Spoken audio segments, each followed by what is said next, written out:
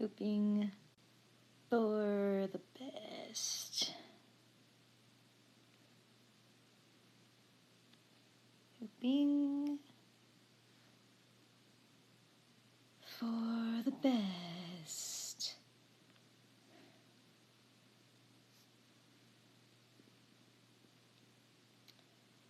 Hello, hello. I'm not going to spend too long with these introductions because this time there's nothing to vote on, because I only have one more to do. So, there's that.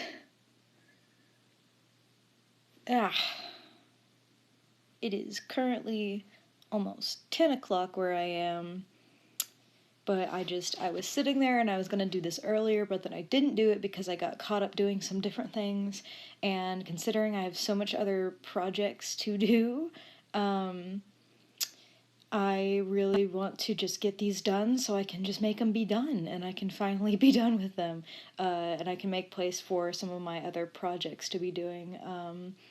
I have some commissions, I have a freelance job I need to do, because those sketches are due on the 12th, which I can still get them done in like one sitting, hopefully, maybe two, but, you know, but to do that, I would love it if if I could just get through this and be done.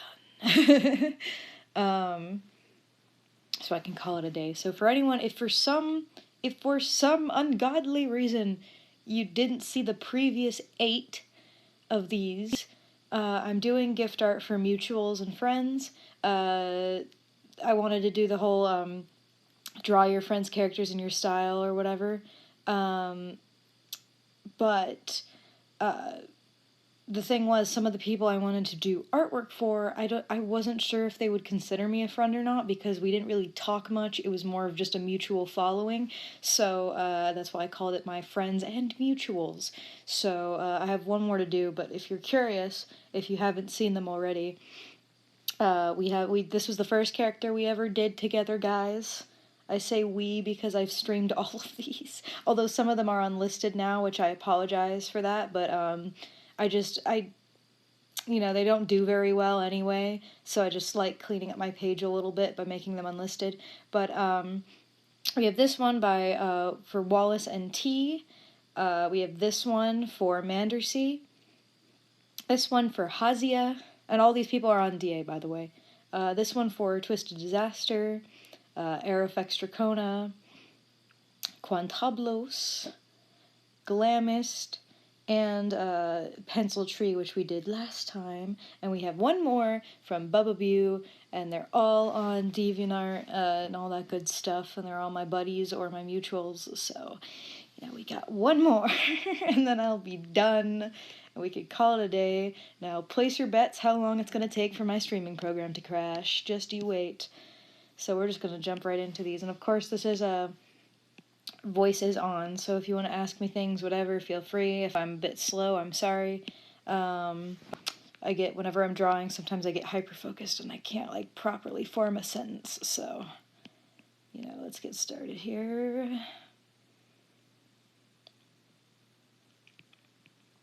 Oh, goodness.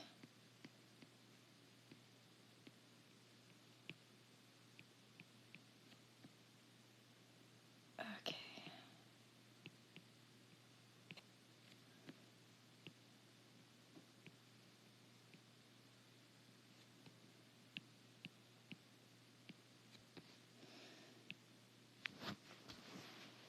$30, that's the bet? Alright. 30 minutes is the bet. Someone keep up with the clock.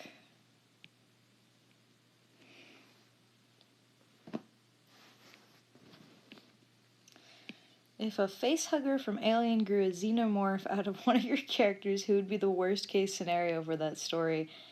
I mean, I got so many characters, I don't think any of them would be a good case scenario. I think most of my characters would do very poorly in a horror-themed scenario like that. They'd be the kind of characters that would probably, like, split up immediately. For all of my stories, honestly. Maybe except for Naturia. They're pretty smart. I don't even know. My cartoon characters.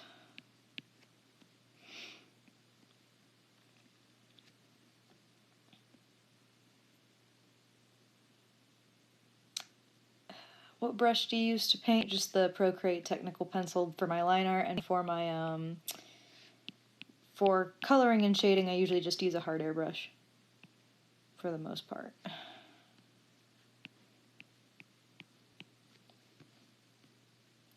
Any of the sins, let's split up, gang. Honestly, the sins wouldn't even need to, like, say it out loud to split up. They'd just get so tired of each other, they'd just, like, someone would storm off in frustration or something like that, you know what I mean?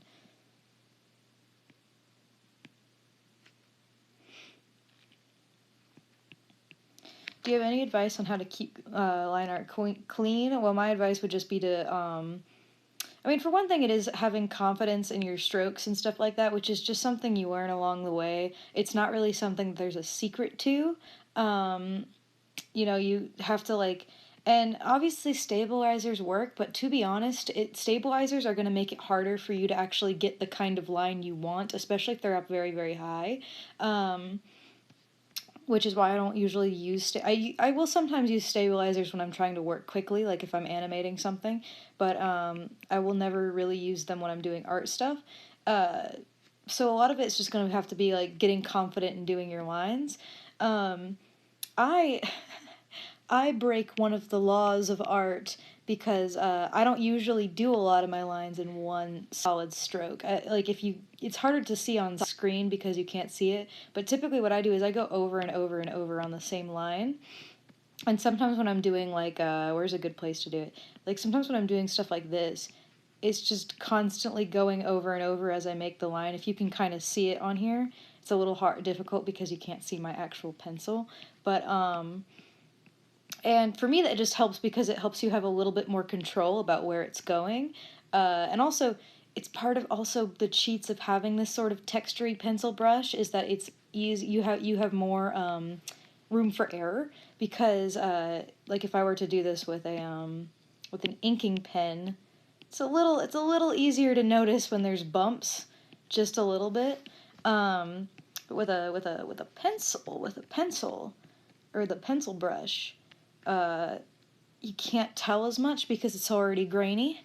So, you know, for me, that it works for me, and obviously, I'm not really advising that, but like, it's just funny because it's you know, they'll tell you not to do like, uh, chicken hatching and whatever, which is accurate. That, like, let's be real, this doesn't look very nice for line art. You know what I mean? Um, but again, it's just a matter of getting confidence. It's something that happens quite naturally. It's just a difference between experience versus inexperience, which is not ever a bad thing. A lot of people don't seem to even realize that not all things in arts are some like technical secret. It's just a matter of being experienced, and unfortunately, the only way to get experience is time. And a lot of people don't seem to realize that, and I think a lot of people are impatient. Like they want to be really, really, really good at art very fast. And unfortunately, that just doesn't happen with most things. Like, I also like all the comments. I see all you people making fun of his cheekbones. I mean, look at that man. He's got some sharp cheekbones, okay? Um, but yeah, so it's like, it's just a matter of experience. And I think a lot of people are, impatient, but with literally anything, you're never gonna just get good at it overnight, you know? And there is a difference between, and obviously, I'm not even somebody who denies that talent exists. I think it totally does exist. I think some people, I think it's usually, but for me, talent isn't something that just happens. Like, it doesn't make you good at something. It just means you have the thought process for it. Like, you have a natural thought process for it. You know what I mean? Um, so you just like I hate to use myself as an example because it sounds like so egotistical, but like I have an animation teacher who was asking me how like I can make walk cycles or things or make an animal walk and make it look so natural or whatever, and I just kind of shrugged because I don't really know the answer to that. It just kind of, that's just what I do. Um, so I don't, and like obviously I'm not calling myself like the most talent. I'm so talented and perfect and blah blah blah. I think that like just I swear I'm not saying this to try and make me seem better than anybody else. I do think that, like, just based on myself and how I've improved, and everything like that, I think that art is one of those things that kind of does come naturally to me. But I don't think that talent makes you good at something. It just means you're set up better for it. It's kind of like how this is a weird example to give, I guess, but like, for example, if you are born rich, you kind of have a leg up on things. You know, life isn't really usually gonna be that hard for you, as hard for you, the more money you're like born with, essentially, or how rich your parents are. Obviously it depends. There are some parents who are like absolute loons who like refuse to spend money on their kids. Like, if the kids want money, they better make it themselves, you know, like that kind of thing. But you know, it's meanwhile, if you come from a like less money profuse situation, it doesn't mean you can't do things. It doesn't mean you can't succeed in life or you can't achieve your ambitions. It just means it's going to take more work. And you know what I mean? And I think it's the same thing when it comes to talent versus skill. Someone can be extremely talented, but have absolutely no skill in a subject because they refuse to put in the work to be good at it. Meanwhile, someone could never been good at something, always like all the odds work against them, but they spend the effort and the work to do it, and so they get good at it. You know what I mean? So, you know, I don't think at all that like you have to be talented to be good at something, and I think it's a ridiculous mindset to have. It's also why I don't personally, you know, sometimes for me I don't usually like the compliment of "you're so talented," because for me, while I think I have a mindset cut out for art, I don't think that that's what gave me my skill. I think it's the work I put into it that gives me my skill. But you know, it is what it is. It's not something I'm gonna go like, "Ugh, I'm so offended you said I'm talented. How dare you?" Like, I'm not that much of a lunatic. But yeah, but I don't know. It's a thing that I've discussed and that I've talked about and stuff. And I don't think it's wrong to admit that talent exists and that some people are wired like to be more natural at something, and at the same time, you know, I don't think that talent defines you. You could be talented at a lot of different things but not actually want to or have the drive to do it. You know what I mean? I mean, hell, there are like, I called myself talented earlier. There's still other like people who get really good at art when they're younger than me and all that stuff. So like, if that helps anybody's motivation, I don't even know. Um, People think I'm extremely rude because I don't want to teach them how to draw, which is stupid, and I tell them they need their own style and not mine. Yeah, well, they shouldn't be getting mad at you, first of all. They shouldn't be, like, mad at you that you won't be an art tutor. Just because somebody can do something doesn't mean they can teach it well. And just because somebody can teach well doesn't even mean they can do it. You know what I mean? But, you know, it's not teaching somebody how to draw isn't gonna be like giving them your style, though. That is one thing I will say. Um, Teaching someone how to draw is just helping give them tips and helping point them in a direction so they can learn. It just depends how you teach it. I mean, if you're giving them a step-by-step tutorial of this is how I draw something, then yeah, you're basically teaching them your style if you're telling them, like, this is exactly how I draw. But if you're teaching them techniques and if you're teaching them, like, basic knowledge, then that's not really giving them your style, or, like, you know, that they're not learning their own style. It just means that you're helping them learn how to do art in general. That's just the one thing I'll say. But yeah, they shouldn't be getting mad at them for you not teaching them how to draw. I've met people like that before. They're kind of insane. Like, I'm fine. I can't really, I don't know how to explain it. I just do it.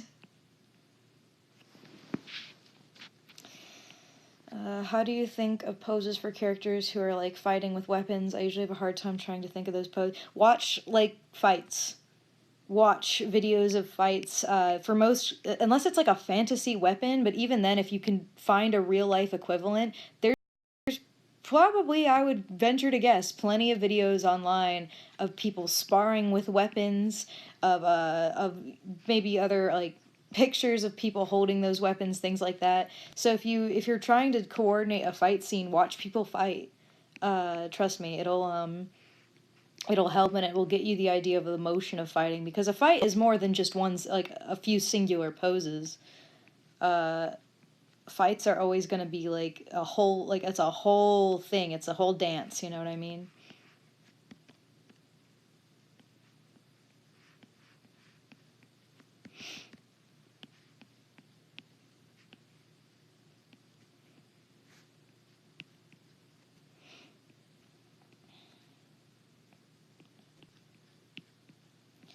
What are your favorite personality traits of your Luniverse, or The Sims? Um, in Luniverse, I've always said that my favorite character in Luniverse is Vanessa, for reasons I can't expound upon because it's very spoilery. Uh, but I do love her personality a lot. Um, I do also really, I do love Infinity. I don't think it's a, like, it doesn't surprise me that a lot of people like her because she has such a weird, like, personality, which was intentional, obviously. Uh, but I do love her personality. She's very fun to write. Like, it's very funny because, like, I don't know, it's just funny to write her because she's so clueless. Um, yeah, in the Seven Sins and a Baby, Lust. There's two characters in Seven Sins and a Baby that are like definitely probably my favorites. Which is Lust, and another character I can't, a character called Kai. I've talked about him in the past, kind of in relation to a roleplay with my friend. That's his code name, quote unquote. Um, uh, but yeah, so I really like, but I really like Lust's personality. Again, there's actually more to his personality that I like, but I can't expand on it because it's spoilers. Um, my friends know about it though. Uh, although there is another character in Luniverse. There's actually a few really, because a lot of Luniverse, not Luniverse, a lot of Seven Sins and a Baby has. There's a lot of characters that haven't been introduced yet, but a lot of characters have pretty strong personalities. Um, so there's quite a few that like I'm excited to introduce because their personalities are pretty fun. Uh, like I have a character and I have it. I'm so ready for it someday. But there's gonna be a fight scene that like literally breaks the fourth wall, all this kind of stuff, and I got plans and I need to work on it more. I have so much to do. Uh, yeah, there's a lot of characters in Seven Sins and a Baby that I like writing, and I like their personalities, um, just because they're fun to write. Because a lot of them are very dramatic characters, to say the least.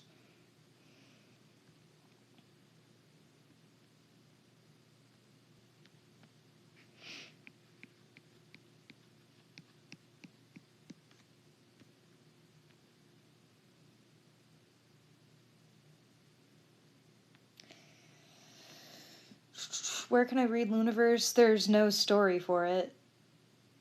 I've said it before, there's no like official story for Luniverse yet. It's just bios and it's just like scenes and stuff. It's something that I'm never going, I do not have any plans of making a comic for it or anything of the sort until much later because it's one of those stories that I want to do right and I don't want it to be my first story.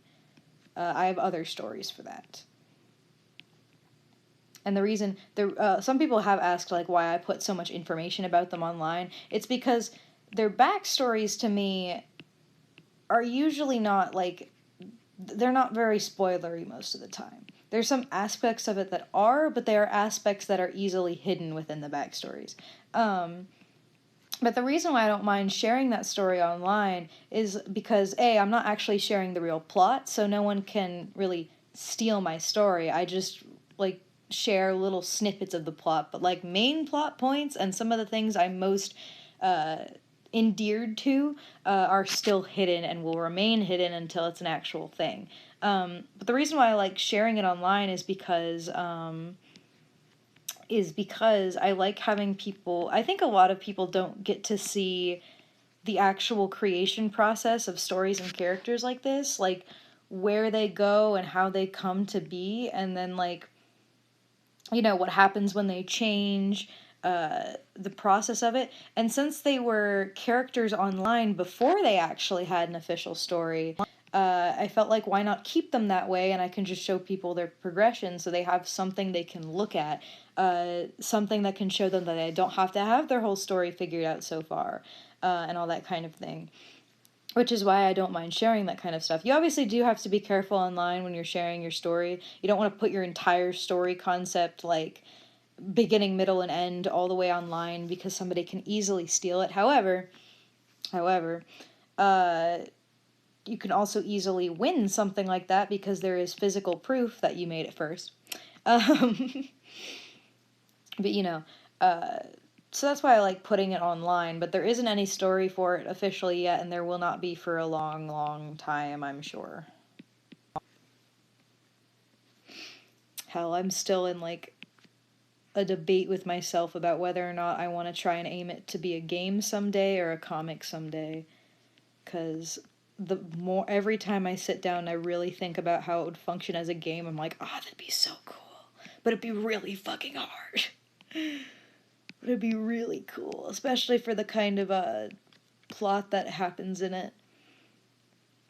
If it was like a, I don't know, point and click probably, or even like kind of RPG-ish, but I don't really want it to be I don't want it to have like sprites, and I'm fine with them having sprites. I just don't really want like the traditional RPG sprites.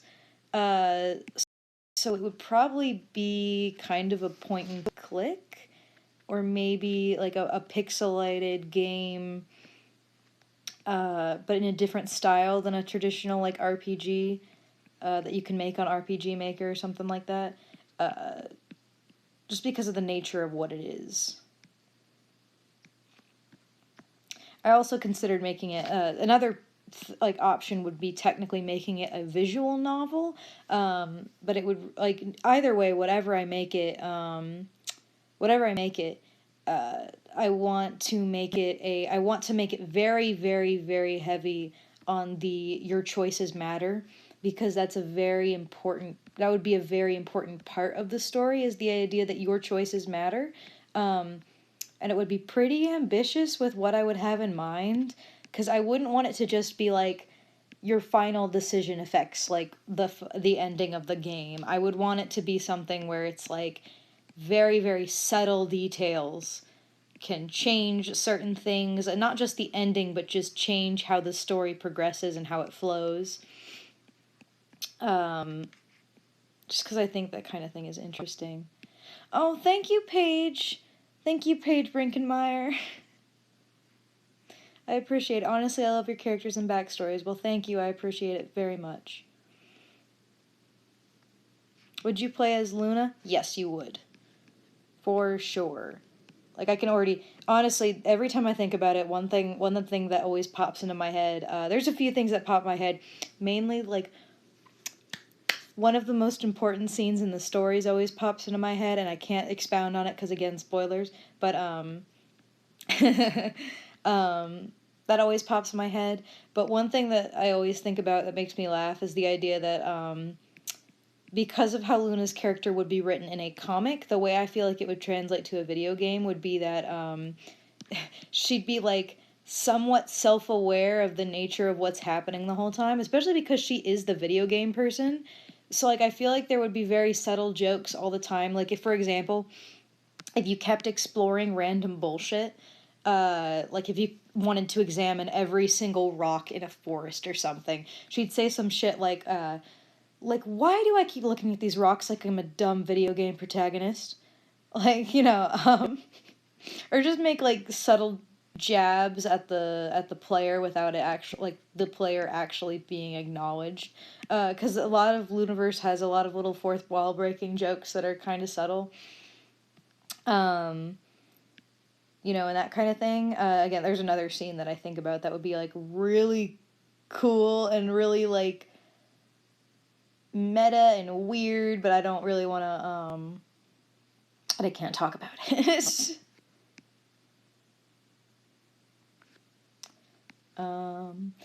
What inspired you to make Looniverse? I know it differs from person to person, but a lot of my stories are inspired by others, so I was wondering if yours are the same. Looniverse has a interesting,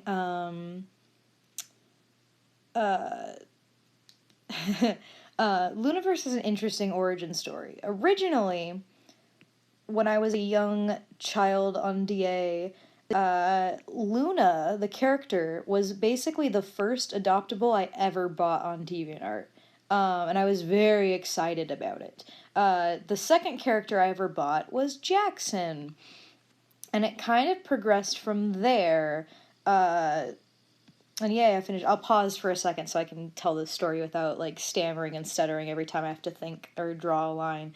But basically, how it progressed was that Luna was an adoptable, the first adoptable I ever bought, and I was super excited about it. And then I came up with the name Luna Evergreen, which somehow younger me used to pick really cringy cliche names, and I don't know how I actually picked a name that wasn't, like, too cliche to where it was, like, cringy and I had to change it. So she's always been Luna Evergreen.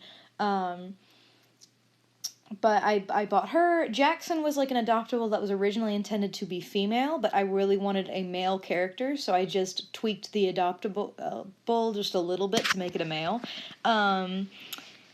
Then I think next was Vanessa, which Vanessa was an adoptable, but one made by me, and I liked it so much that I kept it. So she was designed by me from the very start. So there's her. And then it was Chrome, which was another adoptable that I got way later. It took me a while to actually pay up for him.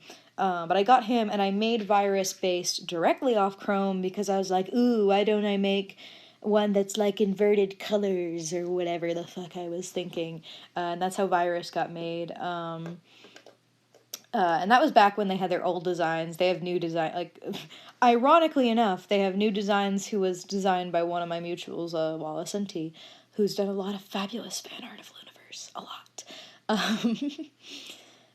Then I believe... Okay. Yes. So then it was Sphinx and Felicity. I got them in a gotcha raffle. That was, like, Monster Girls. I got them both from the same one. Which is these just mystery add-ops that you pay a little money and you get a surprise design. And then I got an Xavier from the same person, but under different circumstances, which is ironic because it wasn't until later that I realized, oh, I paired them all together and they were all made by the same person. Huh, interesting, and that wasn't intentional. Then there was Zero, which was, he's no longer a protagonist, he is an antagonist now, but he was originally a character that I bought and included in the story, and I believe he was the last one. Yes, he was the last one. And I bought Zero. And then Infinity was actually, like, the last one that technically got added because she got added,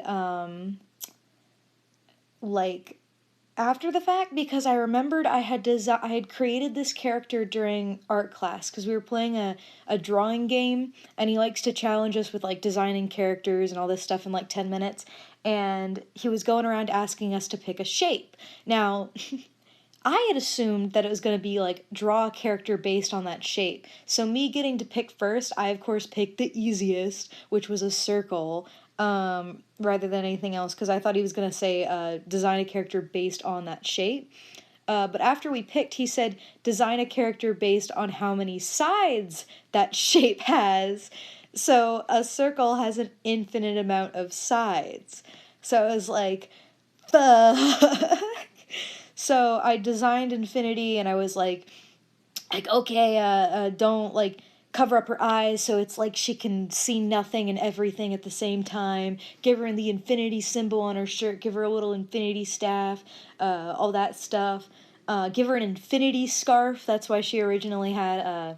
If you've seen older drawings of her, that's why she has the. She used to have the infinity scarf, which I changed because I realized it was like a little too close to like modern Earth fashion, you know. All that stuff. And I forgot about her for a long time. And then I remembered her and I'm like, oh, I want her again. So I went and dug her up, and that's how Infinity got included. And so I was like, oh yes, I'm going to take all 10 of these characters I have now, shove them in the same house together. It's going to be a cool story. And my God, it was like the most cringiest and cliche. Like you could tell that I was like 14 when I made it. You know, everyone had really cliche personalities. There wasn't really a lot of depth to the story. And it was just like, it was the idea that they all came from different worlds and all this kind of thing. I don't even think Chrome and Virus were androids originally. I think they were originally just like magic or something, or aliens or something like that. Which clearly I kept the alien part. I just made them androids instead. It was a mess. So later on, I was sitting there. It took a while, but then I sat down and I was like evaluating the story, and I was thinking, this is stupid. And I was like, I don't know. I just got really out of like. I realized there was a ton of stuff that didn't make sense. I realized there wasn't much that could be done with it. I realized like too much stuff was cliche, all that kind of thing. Oh no, did I? What the hell happened there? What the heck? Okay, and I realized, like, I realized it frustrated me. However, I have a weird nature about me to where I absolutely refuse to just totally scrap a story. I just either put it on the shelf to come back to later, as a backup idea that I can use for something in the future, or I try and recreate it but keep as much like integrity to the original as I possibly can, which is what I tried to do with Looniverse. I was like, okay, I could just scrap the whole thing, start like separate them all, put them all in their own stories where it makes more sense, but I was like, no. No. I have to keep them together, and I have to let them live in their whole house together. And so that's why it got designed the way it did. Now Incantation was all the ideas I had when I was revamping it. And what about Jay? I'm getting to that. So while I was sitting there and I was reevaluating a lot of the story and I was working on a lot of the story, the one character I was always stumped on was Zero. Because no matter how hard I tried, there was no way could not figure out a way to have Zero in the story without it being like too much from one place. Because originally, I'll just describe what he originally kind of was, and this is very vague because I couldn't come up with a very solid idea for him.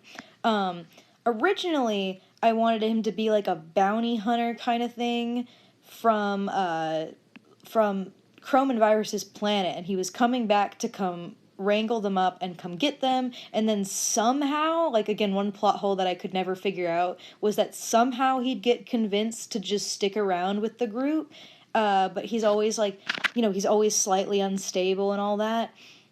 And he originally before even that, he had like the really cliche like anime femboy personality that I gave him, which is a stereotype I actually detest now, for many reasons. But when I was young, that was just what I rolled with. But when I was thinking about it, like for one thing, I could never solve the plot hole of how he possibly would want to join the group and why he would just give up on trying to kill and or capture Chrome and Virus. I just couldn't find a way for that to make sense. And then on top of that, I couldn't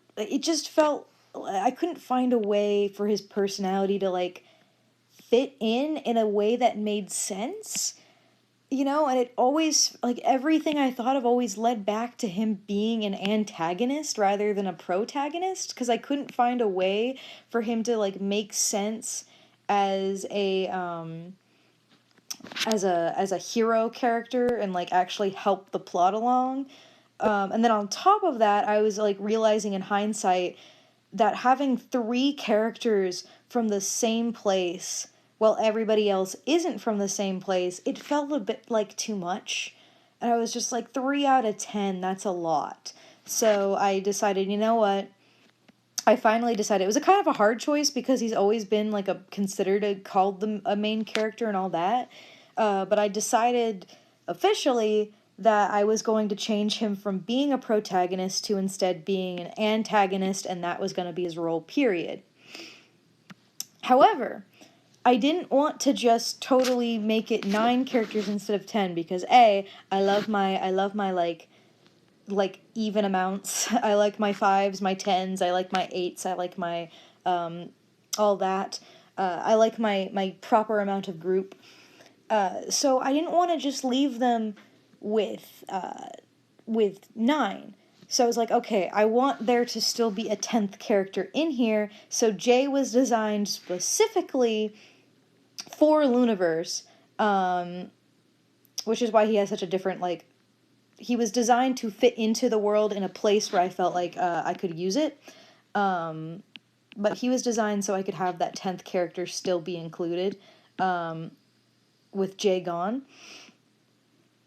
So that's how Jay came to be, was because I needed something. And it's also why part of the reason why he's a little bit on the petite side as well is just kind of me poking fun at myself of the fact that he's replacing the femboy kind of thing. He's not a femboy at all, he really isn't, but it was just a joke at me because especially because a lot of the other guys are tall anyway, even though Chrome lost a lot of feet when he got redesigned.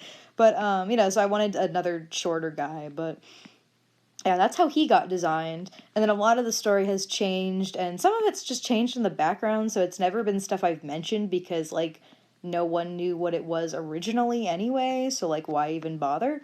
Yeah, the story's changed and tweaked a lot over time and all that kind of thing, because that's just how stories do. They shift and they change until you find something you're happy with. And I'm much happier with the current incantation of Looniverse and all that stuff. Lost his feet. I mean, they both literally lost their feet, and then he figuratively shrunk a few feet. He got very short, is what I'm saying.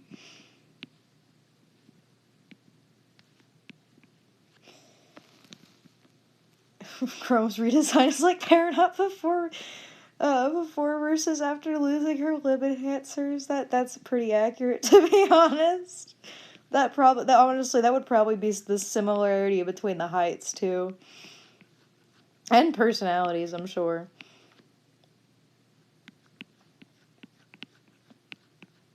Oh goodness. But anyway, there we go. That's the origin story how Looniverse got made. And again, a lot of things have changed and all that stuff. This story was made to be more serious and less just a cartoony, like, slice of life kind of fun thing. And then Solar got designed, all that shit happened. Most of the side characters and stuff you'll notice were actually designed by me because they were designed specifically for this story. So, you know, there's that.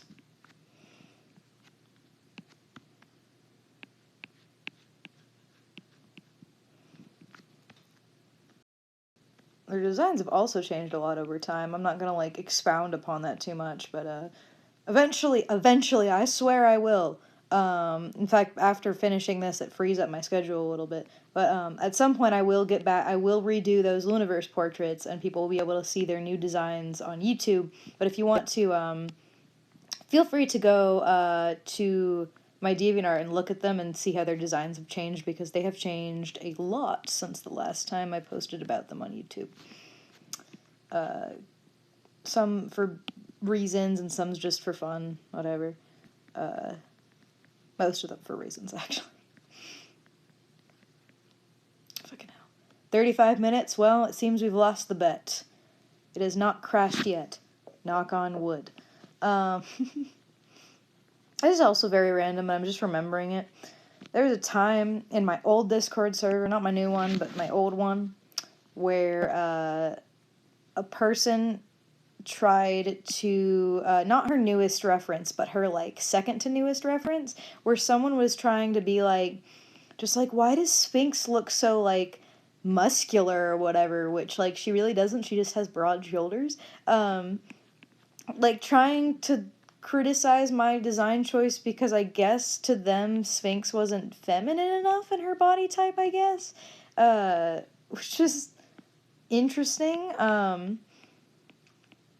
because I couldn't tell. Here's the thing that was weird, though. I couldn't, like, argue with them because I couldn't tell if they were actually criticizing it or if they were just making a weird, like, point about it. Like, they were just stating it as a fact or something.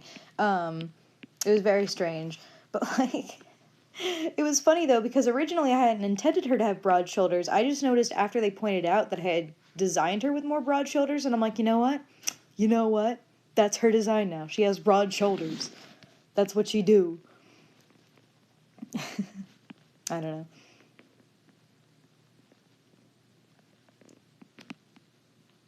I always find questions of, like, why does this character have this when it's things that are, like, totally unimportant? Don't jinx it! Don't jinx the stream! If you start bragging about how it hasn't crashed yet, it's gonna crash!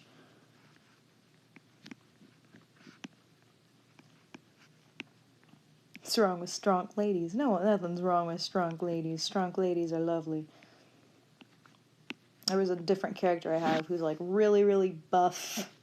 Like, not just broad-shouldered, like, she is buff. And then at one point I found a model on Instagram who has, like, a naturally, like, not a grotesquely, but, like, a naturally buff's physique. And I'm like, there she is. That's her real-life body type. There it is.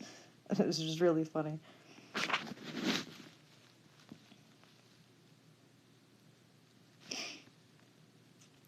Have you ever felt trapped when world building, like you add something that makes sense and you love, but it throws everything else, or like you feel like it's pushed you into a corner?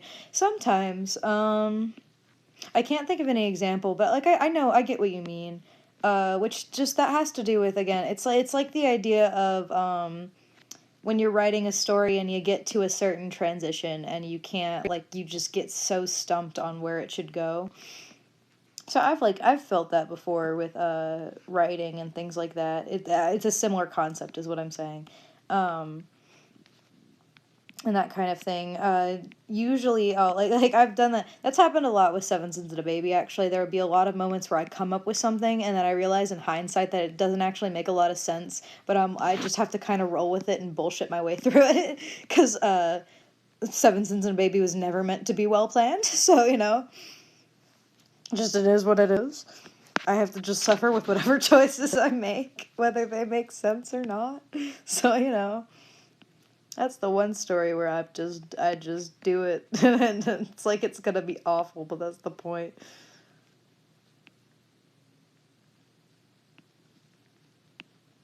Alright, what color are your eyes? Your eyes are so dark and overshadowed. Oh, they're blue! They're dark blue. They're like a dark navy blue.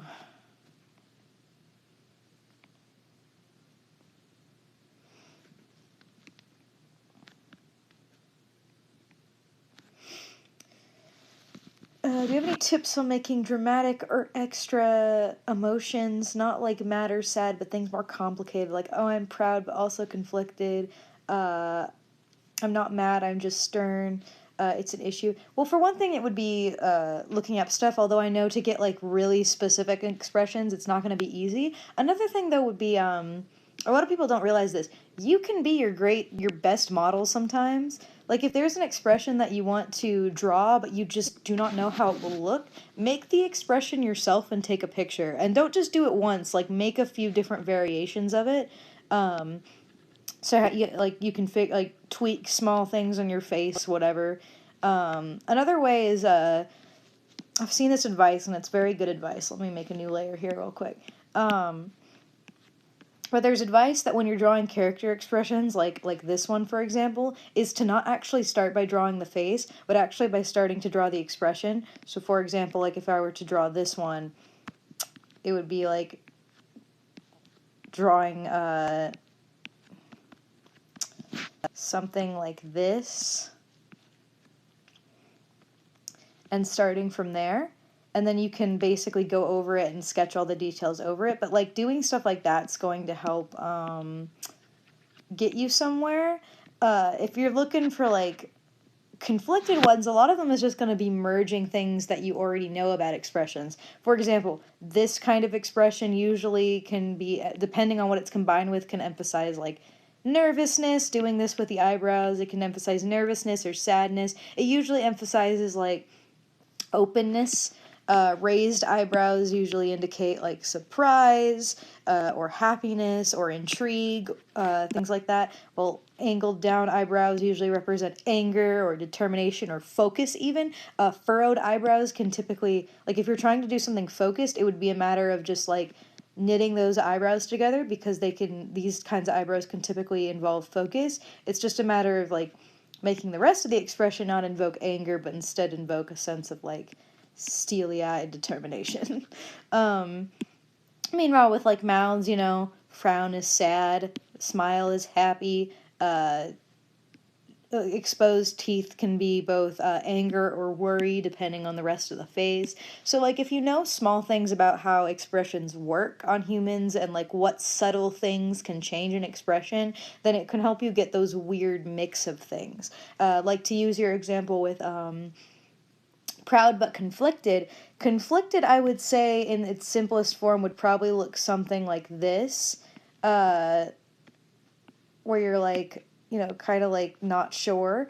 Well, proud, of course, will be probably something kind of like this. I mean, it can vary, obviously, for proud. I like to express proud with like kind of like the eyebrows,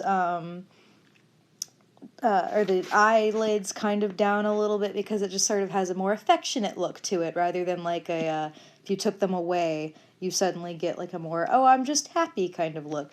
But then if you were to combine those two, you could do something like, where there's a little bit of this, a little bit, maybe like this, because this can usually denote concern of some kind, and maybe like a smile, but like a nervous smile. A little bit of a raised cheek. So you could do something like this, would probably be a mix of proud and concerned. So I hope that helped a little bit, but again, sometimes it's just like mix matching. Seeing what you can come up with when you combine certain elements together. That's what a lot of expressions and poses are. Body language and expressions are a very important thing. In fact, body language is actually a very important thing when you want to express complicated emotions, and a lot of people don't realize that.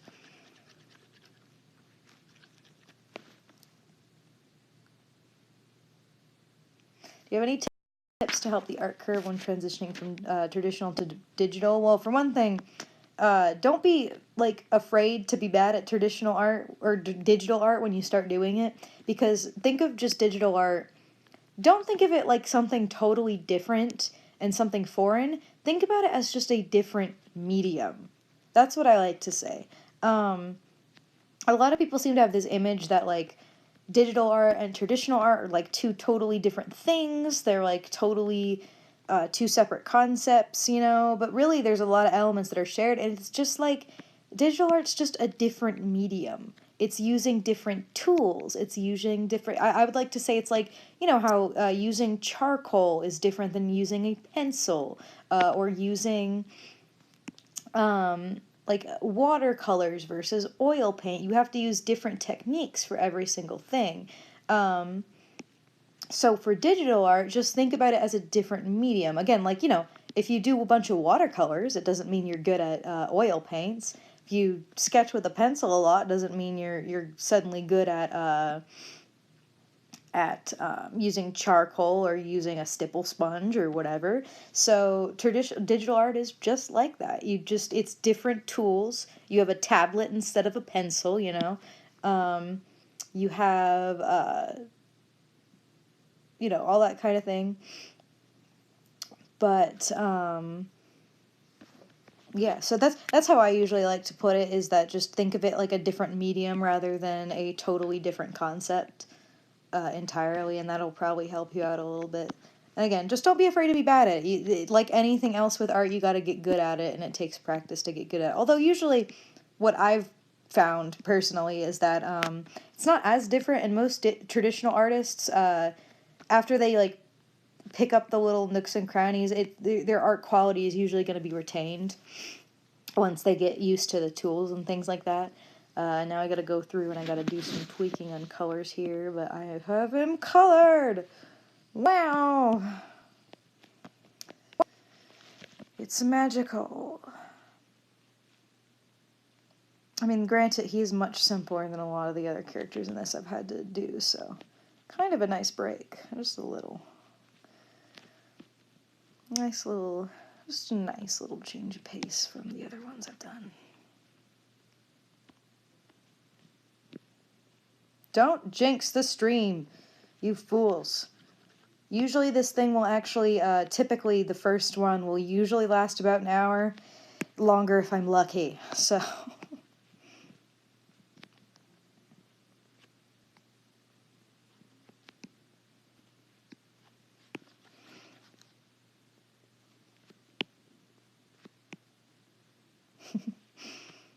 Can I get it shaded before it crashes? Let's place our bets. Yeah, there we go. Okay. Break time. Okay. How do you draw silhouettes like those fox ones you did a while ago? Oh, my Wolfie boy. Honestly, with silhouettes, here's one thing that I don't think a lot of people do.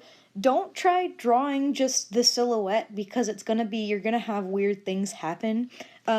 Just think about the proportions. You can even think of like the bare basics when you're doing it, but think about the whole thing and then color it in. Like, you know, if you were doing a person like this, like if you're doing a person running, just at least fill out like the basic form of them first. Like, here's his arm. This is where his arm goes.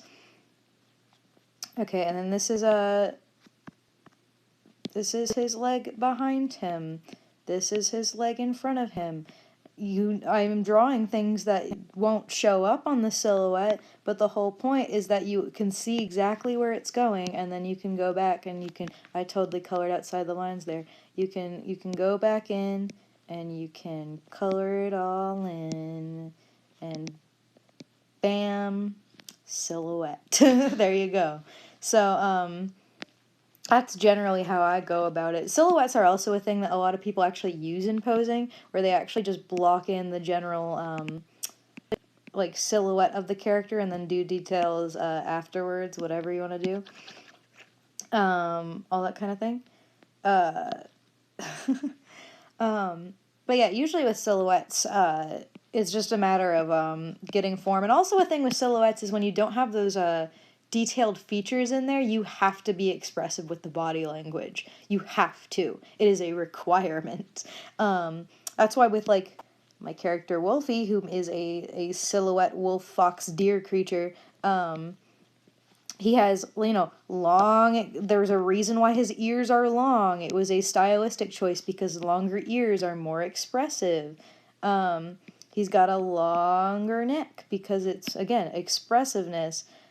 His body's very fluid, so when his feet are over here and all that stuff, it reads more obvious when he's showing an expression than if he had a lot of small, very hard to read from a distance kind of proportions. So I hope that helped a little bit. But usually, as much as you're not going to want to, you're going to have to put a little more work than you'd think you would into a silhouette. But yeah.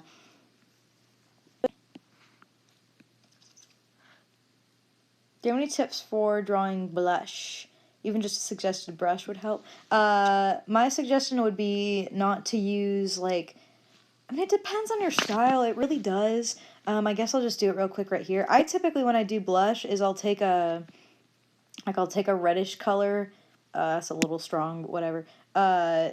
I have a few different ways I do it. Sometimes I'll just go through with this and like I'll just kind of, this is a hard airbrush by the way, and just kind of do this sort of thing, you know, work it all out, and then I will fade it out a lot so it looks really like it's there, but it's really subtle. And usually I'll usually actually have 2 layers of it too, just to emphasize it. Another way I typically do it is with a just a normal, like a medium airbrush, is I just go in and do it like this.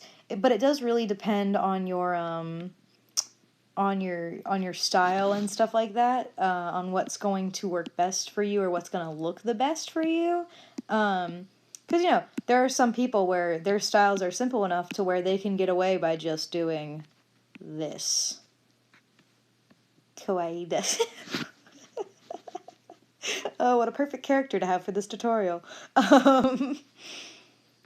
But yeah, I mean, hell, in his reference, he has blush on his face. Typically, if you want to have more, like it be more subtle, that's when you'd use airbrushes.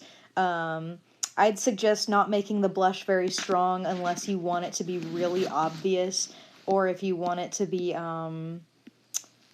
like, should I say it? Like, if you want it to be really obvious that their face is red and you want their face to look red, otherwise, if it's just a character standing idly, I keep it pretty subtle, personally. But again, it does depend on your art style and what you're going for. So, you know, that's just my tips on it. And I also suggest not using bright reds or super bright pinks, and keeping them a little bit desaturated to match whatever skin tone you're going for.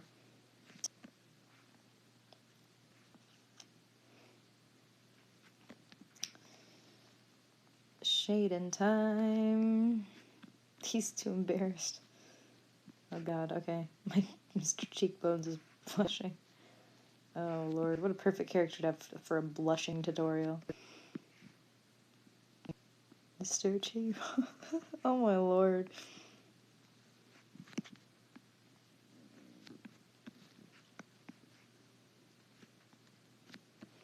Y'all acting like you've never seen someone with a strong cheekbone before.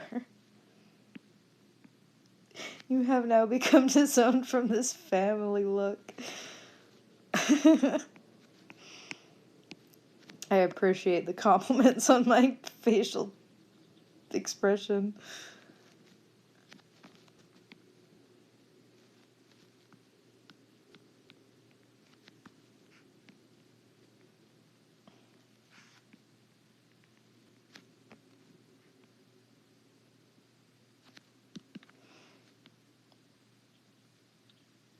Benny some cum snip. Cum snip.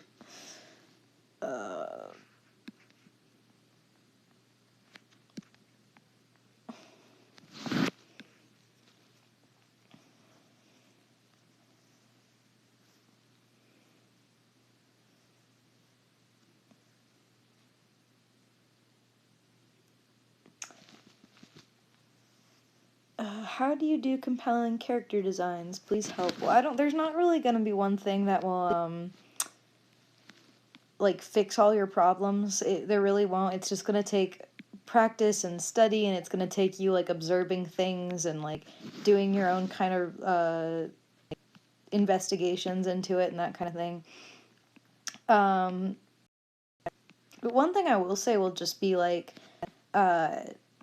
that usually helps me is just trying to, for one thing, make conscious choices when you're designing your character and not just kind of slap things on willy-nilly. Because a lot of people do that, and it does take away from it sometimes. And I'd also suggest, honestly, just trying to make sure that your character, like, you know, I don't know how to say it, because I can't just say, like, be original, huh, because that's not as easy as it's said, like, easier than said than done. But honestly, some of it's just going to be, trying to make sure you don't make something too, like, I'm trying to think of how to word this, because it's something I see a lot, and this is something that I think can, like, make or break a character design. And I guess it would just be, like, being self-aware of what story you're making, as well as like how that character's gonna fit into the story and like what makes sense for the character, as well as making in a story context. This is something I notice a lot.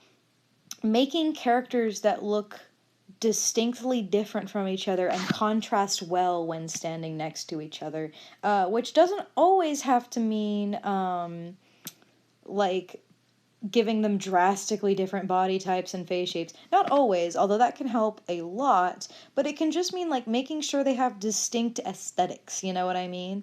Like I've been commissioned and I've seen a lot of characters where they'll kind of like all the characters just kind of have the same vibe and there's not really much that sticks out to them.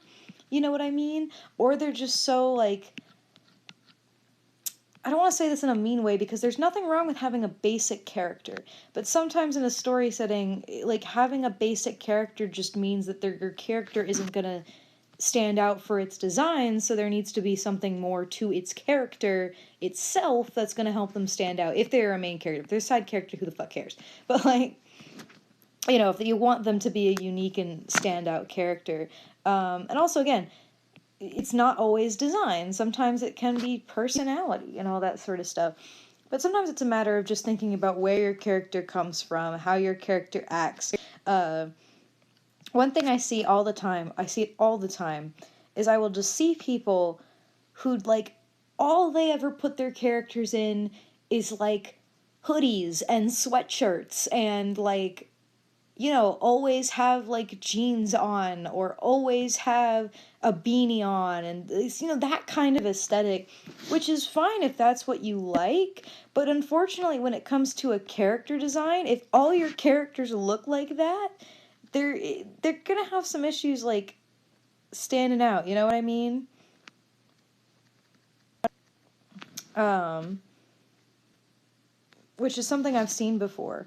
And again, it's not wrong to have like a character in hoodies or whatever. I'm not saying that at all.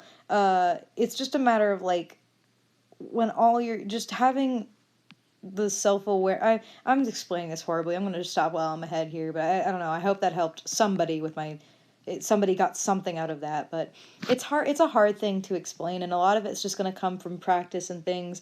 I would definitely, because again, a lot of it does have to do with context too. That's what also makes it really hard about giving advice about character designs, is a lot of it does depend on what you're trying to make, and what you're trying to create with your story. And So I would recommend that if you want to make sure that your characters look unique or you want to make sure that their designs are okay, I would open yourself up to ask people like, hey, what do you think of this character's design? Do you think that there could be improvements to it? What would you change about it? It's a hard thing to open yourself up to, but that's the best way you're going to get advice on your like specific characters. And of course, like I will say this, if you are going to do that, and your character's a part of an actual existing story, you have to explain the story points that are important, or the person is not going to know what needs to stay the same, or why something looks a certain way, whatever. So if there's like something about your character design that is directly related to a story, you need to explain that when you want advice on it, or you're not going to hear the appropriate advice.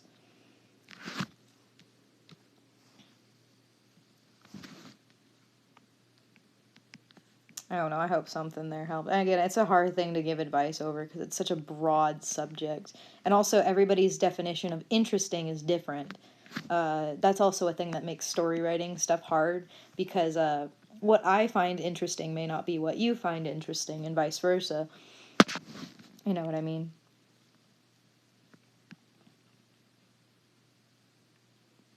I mean, hell, I'm sitting here and I'm like, when I started doing these pictures, in my personal opinion, uh, this guy and then this lady were like the two most interesting characters in the bunch, just in terms of like their designs and their facial expressions, all that stuff. And yet they were the last two I've done because every time I've asked people to vote on who I should work on first, again, like you can kind of see a progression here of where it started. It started with a lot of the more, like, just it started with different characters than I was expecting or who I would have chosen to do first. And there's nothing wrong with that. Again, there's nothing wrong with that. It's just me proving my thesis that, like, everybody's interests are different, and what everybody thinks is interesting and what everyone thinks is fun or unique or cool is different. It's fundamentally different. And that's just how people are.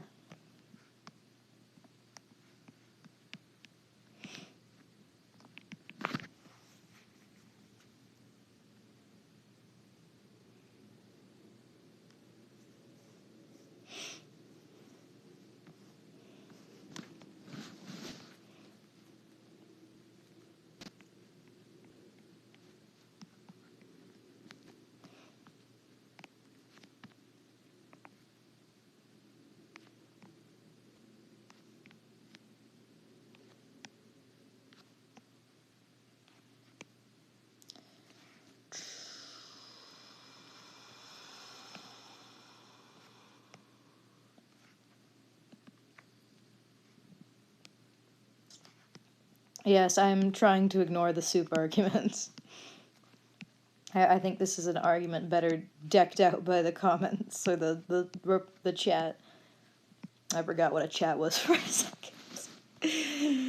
Oh Lord. After this, I'm done. I'm gonna have my snack and I'm gonna watch my show. It's calling it a night. Probably draw some more, but it won't be as, like, hefty. I got a busy week ahead.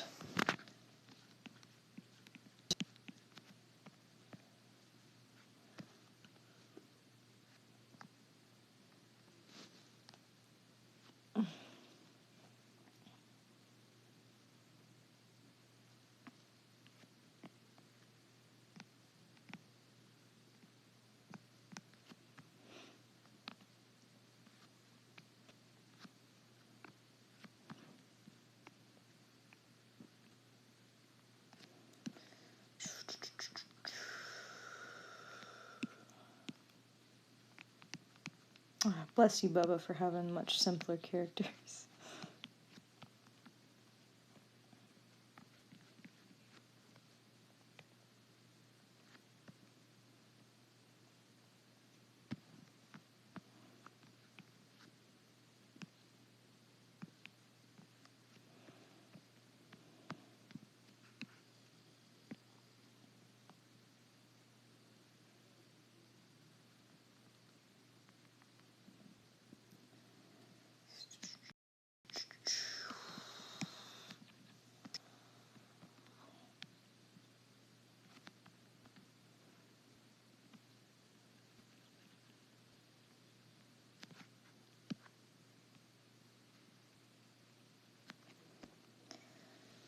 All of you enjoy your chats about soup.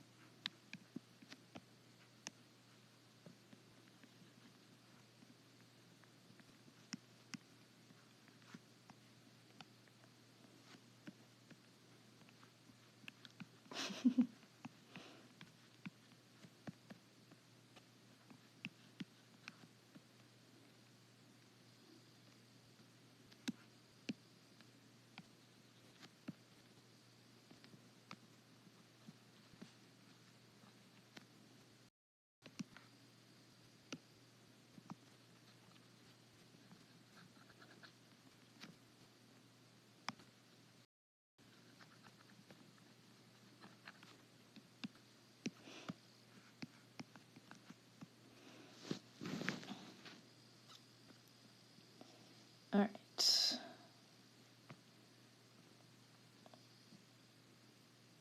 Some lighting.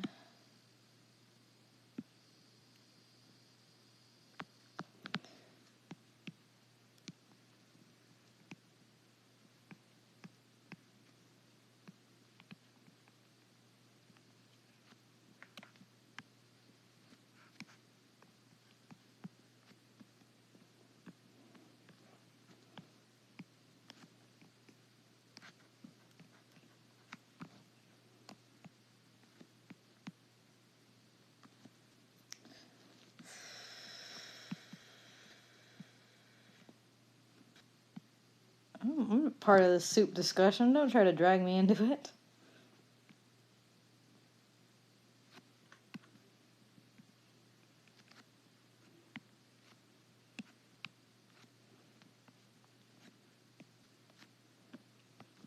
Oh, goodness.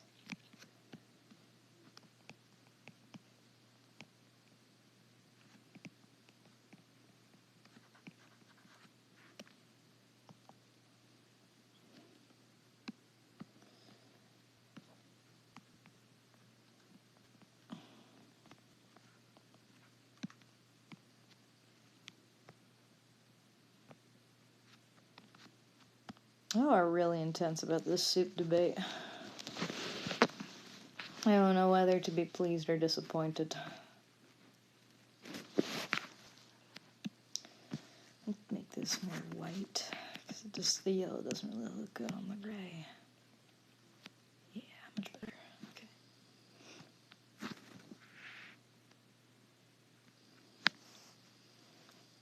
Man, I got this done much quicker than I anticipated.